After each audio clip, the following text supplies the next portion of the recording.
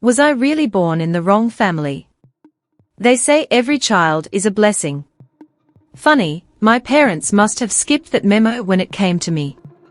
Me? A handsome man like me, my dad would often say. And I ended up with a daughter this short. She looks like a bad joke. Yeah. That's how my childhood bedtime stories went. No fairy tales. Just insults on replay. My siblings, Jason and Lily. Oh, they were the stars. Tall, good-looking, the pride of the Carters. And me? I was the family's embarrassing footnote. The one they'd shove to the back whenever we took pictures. I used to stand in front of the mirror at night and ask myself, did God forget to finish me? Mom adored Jason and Lily. Me? I was just there. If there was extra cake, guess who didn't get a slice? If there were hugs, I wasn't in line. Once I tried to sit beside her on the couch, and she looked at me like I was blocking the sunlight. Emma, go do your homework, she said. Homework? I just wanted a little warmth. But hey, books were more loyal than people, so maybe she had a point. If you think home was bad, wait till you hear about school. In the cafeteria, kids would point and laugh. Look, it's Hobbit girl. Who's taking her to prom? Maybe Frodo. Hilarious, right? I should have charged ticket fees for the free comedy. But in all that madness, there was one kind soul, Miss Thompson, my English teacher. She once bent down, looked me straight in the eyes, and said, Emma, you're not what they say. You're destined for something bigger. Her words felt like water to a thirsty soul. It was the only kindness I had. One night, I overheard my dad telling Mom, Jason and Lily. Beautiful kids. But Emma? She's the family mistake. I froze on the staircase, heart pounding.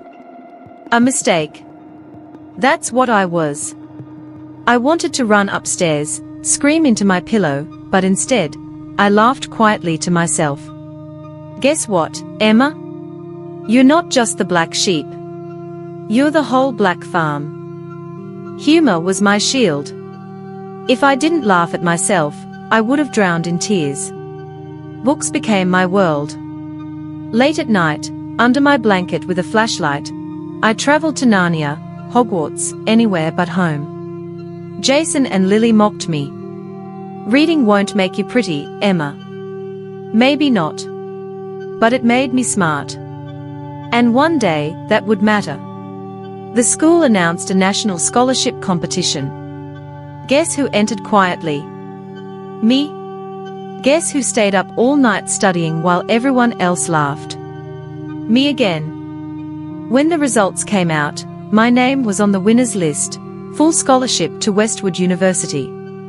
For the first time in my life, I wasn't the joke. I was the headline. College felt like stepping into sunlight after years underground. Sure, some students still made comments, but I'd learned the art of ignoring. I wasn't there to be pretty. I was there to win. And I did. Professors respected me, friends valued me, and slowly, I began to value myself too. I joined student groups, spoke at events, and one day, I found myself on a stage telling hundreds of people. You are not defined by what they call you. You are defined by what you choose to believe about yourself. The applause felt like healing. The girl who once cried herself to sleep was now teaching others how to fight their battles. Years later, I went back home. This time, not as the dwarf or the ugly one, but as Emma Carter, the award-winning writer and motivational speaker. My dad looked at me, tears in his eyes, and whispered, I was wrong. Forgive me. I smiled, my throat tight. I forgive you, Dad. But remember, every child deserves love. So, here's my truth. I was mocked, rejected, and forgotten. But I refused to let their words become my destiny. I turned my scars into fuel, my pain into power. And now, when people ask me what it feels like to be the ugly, unwanted one who made it, I just laugh and say, well, not bad for the family mistake, huh? If my story touched you, please like this video, subscribe to the channel, and drop a comment below. Tell me, have you ever been mocked but still rose above it? Your story might be the light someone else needs.